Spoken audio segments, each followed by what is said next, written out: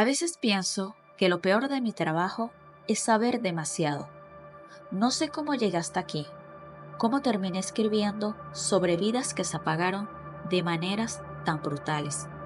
Soy periodista e investigador, y esta es una historia que entre todas me sigue atormentando. Grace, una joven británica de apenas 20 años, llena de sueños y ansias por descubrir el mundo, me dejó impactado. Su caso cambió algo en mí, algo que todavía no puedo definir. Grace era una de esas mochileras aventureras que decidían recorrer el mundo con un poco más que una mochila y un corazón lleno de curiosidad. Le encantaba sentir la libertad de un viaje sin planes, dejándose llevar por las corrientes del azar, conociendo gente nueva en cada parada. Así fue como llegó a Nueva Zelanda, buscando explorar cada rincón del país. Era su escape, su forma de sentirse viva. Recuerdo perfectamente cómo empezó todo, porque lo reconstruí pieza por pieza a través de mensajes y entrevistas. Grace conoció a un hombre llamado Jesse por Tinder. Su amiga, con quien se mantenía en contacto constantemente, me mostró los mensajes que intercambiaron esa noche. Grace se sentía súper cómoda y emocionada. Había algo en ese tal Jesse que le encantaba, tal vez su sonrisa o su forma de hablar. Quizás le resultaba exótico conocer a alguien local en un país que apenas empezaba a descubrir. Todo parecía ir bien. Grace le envió varias fotos a su amiga, mostrando su atuendo y su emoción por la cita. Hablaron hasta la última hora, cuando Grace le dijo que Jesse parecía ser un buen tipo y que le gustaba mucho. Era su última comunicación. Esa fue la última vez que alguien supo de ella con vida. Las cámaras de seguridad del hotel fueron las que cerraron el círculo. Ahí estaban Grace y Jesse entrando juntos al edificio, sonriendo, como si fuera una noche cualquiera, nada fuera de lo común. Ella no sabía lo que le esperaba, cómo iba a terminar esa noche. Me he pasado horas revisando esas imágenes, tratando de entender en qué momento exacto cambió todo, en qué instante se quebró el destino de esa pobre chica. Al día siguiente, Grace no apareció en ningún lado. No contestaba mensajes, pero tampoco llamadas. Su amiga, preocupada, contactó a la policía, pero las primeras horas fueron de incertidumbre. Nadie sabía si se había extraviado, si había decidido continuar su viaje sola. Nadie sabía nada, pero algo no cuadraba, algo estaba muy mal. La investigación comenzó a revelar detalles escalofriantes. Las cámaras no solo captaron su entrada al hotel, sino también a Jesse saliendo del edificio al día siguiente arrastrando una maleta. Nadie sospechó nada al principio, pero esa maleta, ese simple objeto cotidiano, ocultaba el horror que todos temíamos. Dentro estaba el cuerpo de Grace, sin vida, estrangulada por ese hombre con quien había compartido la noche. El hallazgo fue aún más perturbador cuando la policía rastreó el vehículo de Jesse. Lo vieron conducir por carreteras solitarias hasta un bosque lejano. Allí, entre la oscuridad y el silencio de los árboles, enterró la maleta. Esa fue la tumba improvisada de la joven Grace, un lugar donde Jesse pensaba que nadie la encontraría. Pero la tierra siempre revela lo que intentamos ocultar. Yo fui uno de los primeros en llegar al lugar cuando las autoridades finalmente encontraron el cuerpo. Todavía recuerdo el olor a tierra húmeda y lo pesado del aire. No me puedo quitar de la cabeza la imagen de esa maleta abierta, mostrando la frágil figura de Grace. Su vida estaba arrebatada de una manera tan cruel e injusta. Había sido una joven llena de energía, llena de sueños. ¿Cómo alguien pudo haberle hecho eso? Pero lo peor estaba por venir. Al profundizar en la investigación, descubrimos que Jesse no era un desconocido en este tipo de crímenes. Meses antes, otra turista había desaparecido de manera similar.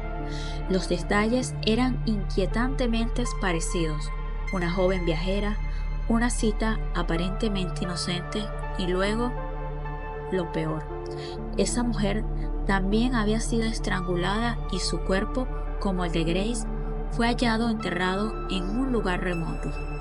Intenté imaginar lo que pasaba por la mente de la pobre Grace en sus últimos momentos.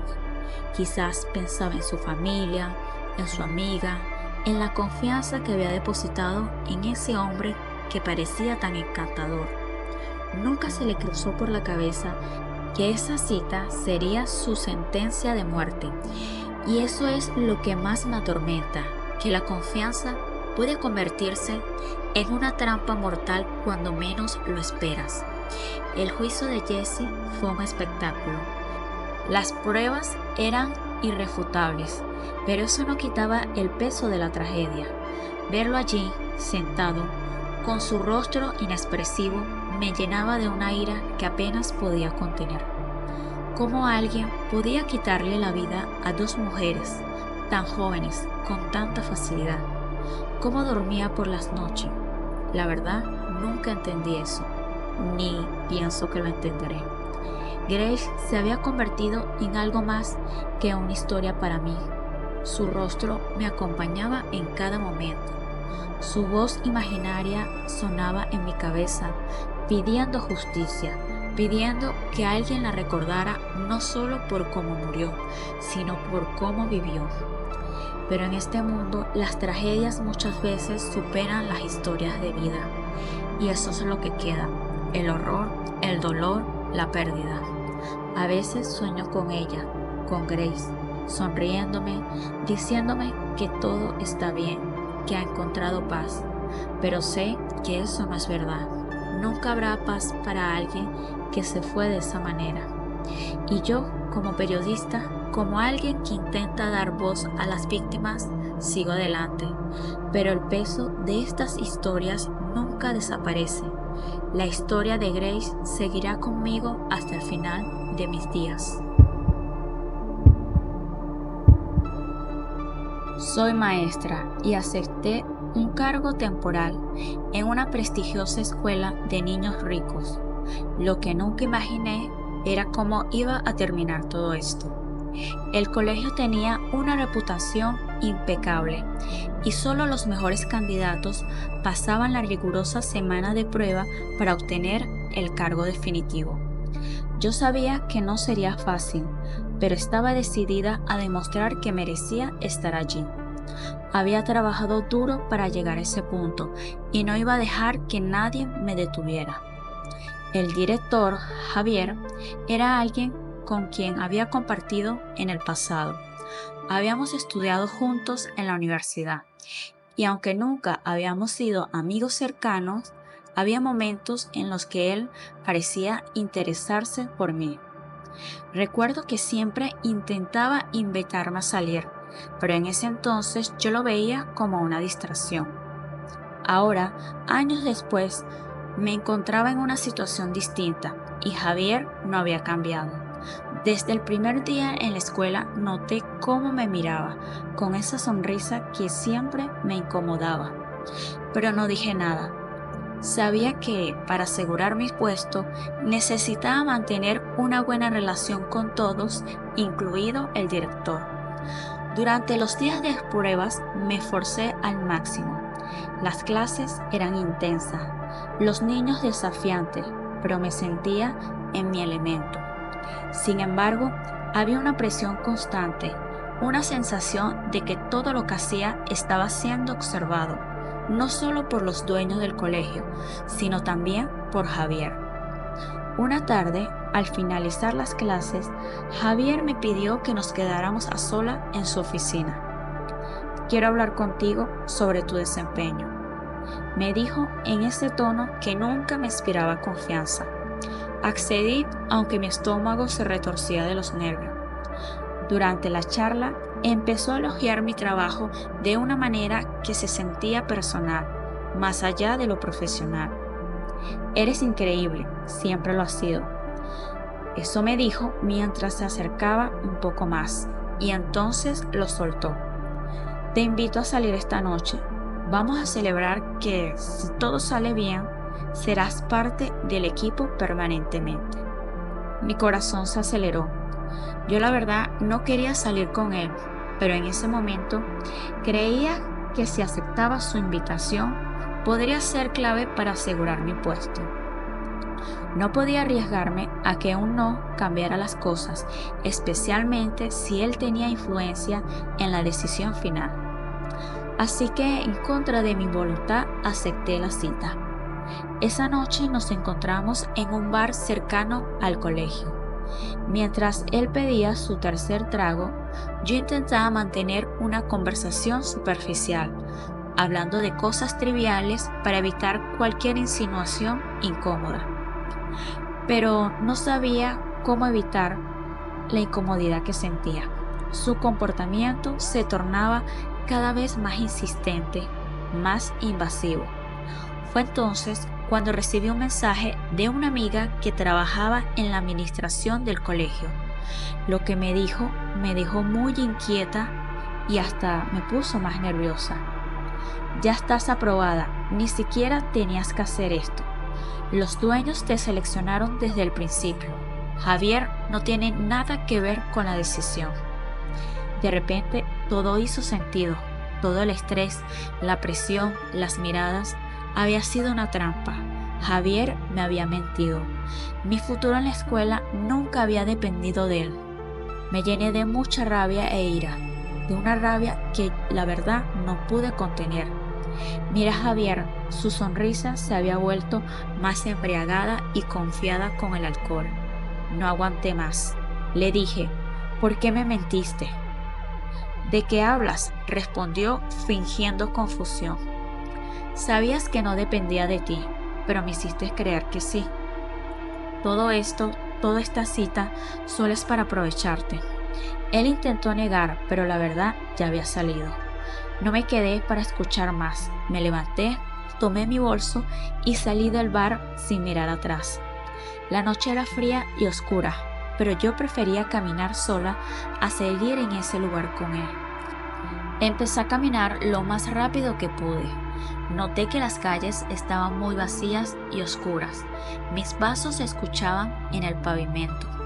Y aunque el aire era frío, el calor de la rabia aún me quemaba por dentro. Fue entonces cuando escuché el motor de un carro acercarse.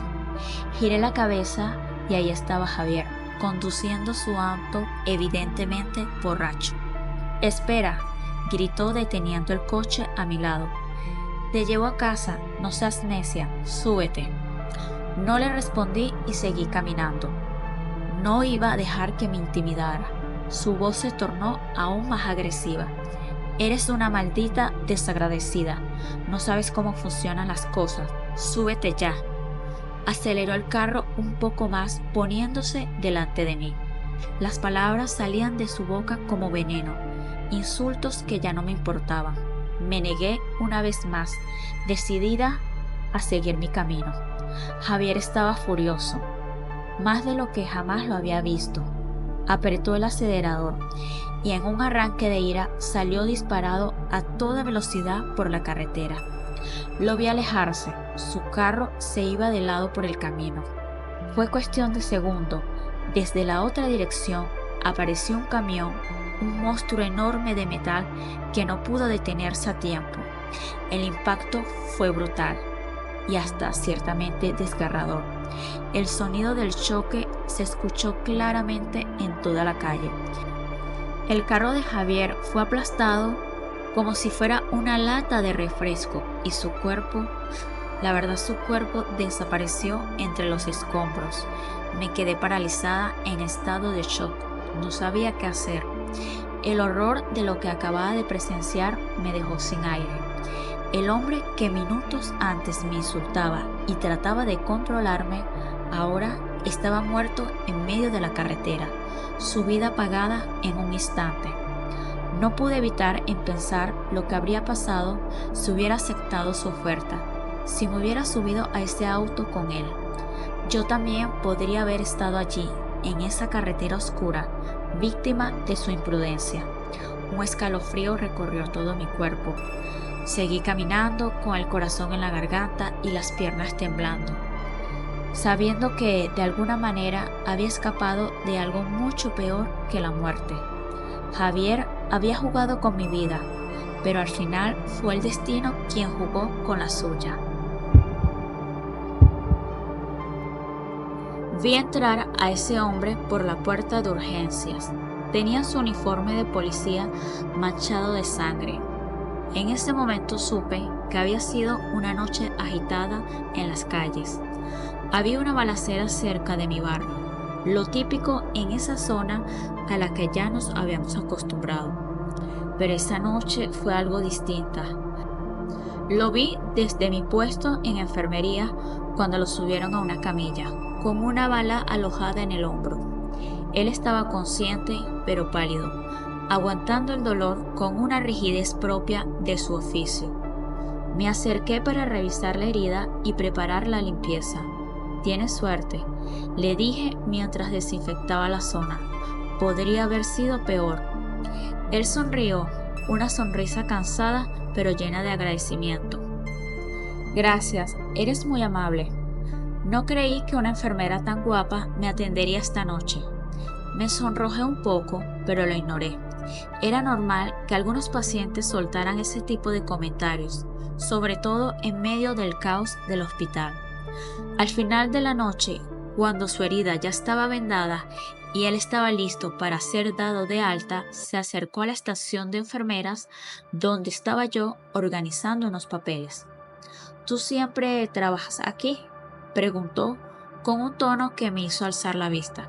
«Sí, llevo algunos años», le respondí, sonriendo por cortesía. Él se presentó como Gabriel y tras intercambiar algunas palabras terminó enterándose de que estaba soltera. Antes de que pudiera evitarlo, me invitó a salir. «Vamos al cine este fin de semana. Te debo una por haberme cuidado tan bien». Dudé por un momento, pero la idea de salir no me parecía tan mala. Después de todo, era un policía, alguien de confianza, o eso pensaba en ese momento. El sábado por la noche me arreglé con ropa cómoda, aunque algo más coqueta de lo habitual, ya que era una primera cita. Me puse un vestido sencillo pero elegante, un poco escotado, nada fuera de lo común. Llegué puntual al cine y allí estaba él, esperando en la entrada. Pero en cuanto me vio, su expresión cambió. «¿Y esa ropa? No creí que te vestías así», dijo observándome de arriba a abajo con una mirada que me incomodó al instante. Dijo: «Oye, ¿no es como algo escotada esa ropa?». Yo la verdad me sentí confundida. ¿En serio estaba criticando mi ropa? Decidí no darle importancia. «Es solo un vestido», respondí intentando sonar despreocupada. Caminamos hacia la sala del cine y traté de dejar a un lado ese mal presentimiento que había comenzado a crecer en mi pecho. Durante la película traté de relajarme. A pesar de todo, Gabriel parecía un tipo agradable. Reímos un par de veces, intercambiamos comentarios sobre las escenas, pero cuando salimos del cine y nos sentamos a charlar, la conversación tomó un giro oscuro. «¿Sabes? Estoy buscando una esposa», me soltó de repente, con una seriedad que me dejó nerviosa. Apenas era nuestra primera cita y ya estaba hablando de matrimonio. «Y creo que tú serías perfecta, pero hay cosas que no me gustan, como que te maquilles tanto o que te vistas tan sexy. No me gusta que mi mujer llame la atención». Yo lo miré atónita, no podía creer lo que estaba escuchando. Apenas me conocía y ya hablaba como si fuéramos una pareja establecida, imponiéndome restricciones sobre cómo debía de vestir o maquillarme. «Gabriel, apenas nos estamos conociendo», le dije, intentando mantener la calma mientras mi corazón comenzaba a acelerarse. Él sonrió, pero no era una sonrisa amable, era fría y posesiva. «No importa, ya te vi y sé lo que quiero. Solo necesitas ajustarte a lo que yo busco. Sentí un nudo en el estómago. Algo estaba terriblemente mal. Yo me preguntaba qué le pasaba a ese tipo. En ese momento decidí que tenía que salir de ahí cuanto antes. Voy al baño un momento, le dije tratando de sonar casual. Me levanté rápidamente sin esperar su respuesta. Dentro del baño, con las manos temblando y bastante nerviosa, saqué mi teléfono y mandé un mensaje de texto a mis amigas con mi ubicación explicando brevemente lo que estaba pasando. Si no vuelvo a casa en 1 hora, mándenme un mensaje o llamen a la policía. Y así fue, se los escribí y lo envié. El miedo ya había empezado a apoderarse de mí. Respiré hondo antes de salir. Al abrir la puerta lo encontré allí, parado frente a la entrada del baño, con un rostro serio, sus ojos clavados en los míos. Yo la verdad me asusté un poco.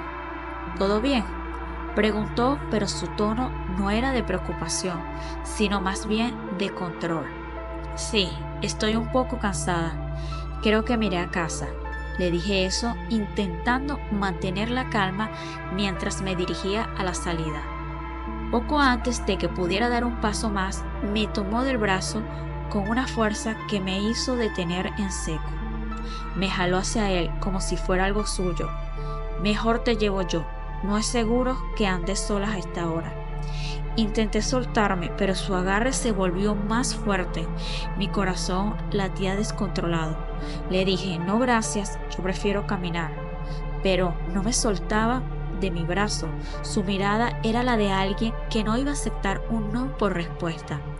Comenzó a murmurar algo entre dientes, sus palabras cada vez más confusas, como si hablara consigo mismo. De repente, empezó a gritarme y a insultarme. Me llamaba desagradecida. Decía que yo no sabía lo que era un buen hombre. En ese momento el pánico me invadió.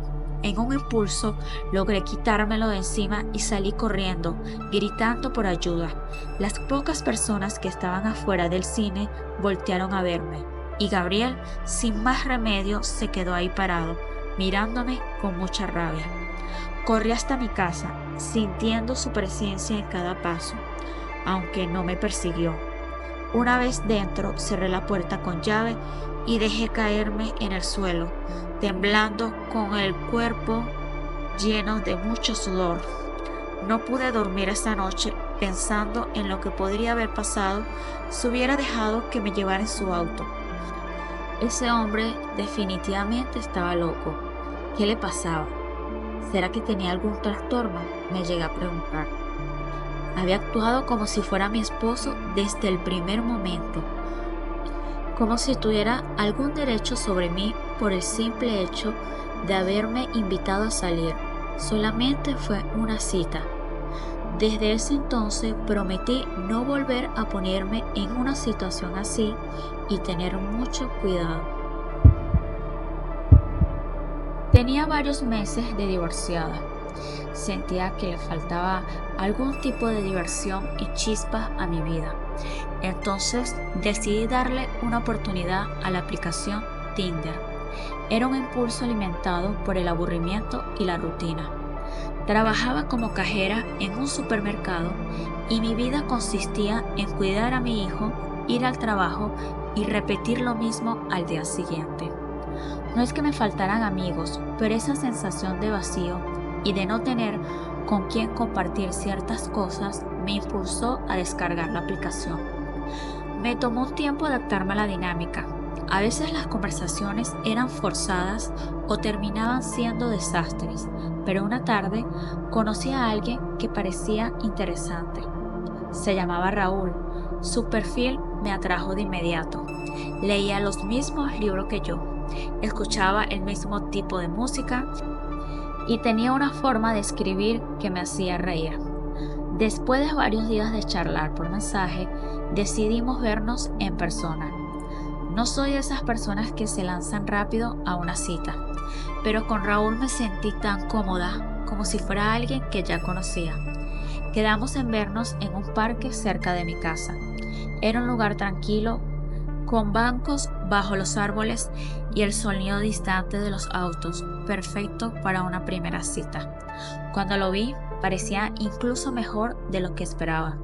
Alto, de aspecto relajado y con una sonrisa encantadora. Nos sentamos en un banco y la conversación fluyó de manera natural. Hablamos de libros, de nuestras películas favoritas, de lo que hacíamos en nuestros trabajos. Yo maquillo y visto personas, me dijo en algún momento de la conversación. Qué interesante, le respondí sin darle demasiada vuelta a la frase. Imaginé que trabajaba en la industria de la moda o algo relacionado. Me pareció genial que hiciera algo creativo, algo que requería un toque artístico. Continuamos hablando un poco más, pero la tarde empezaba a caer y él me sugirió algo que la verdad no esperaba. Me dijo: no tengo mucho presupuesto para cenas caras, pero donde trabajo también vivo. Podríamos ir allí, preparar algo rico y seguir hablando. Es un lugar tranquilo sin mucha gente. La idea de que viviera en su lugar de trabajo me pareció un poco extraña, pero no me preocupaba demasiado. Era algo práctico, supuse. Además, me gustaba su compañía y quería seguir conociéndolo.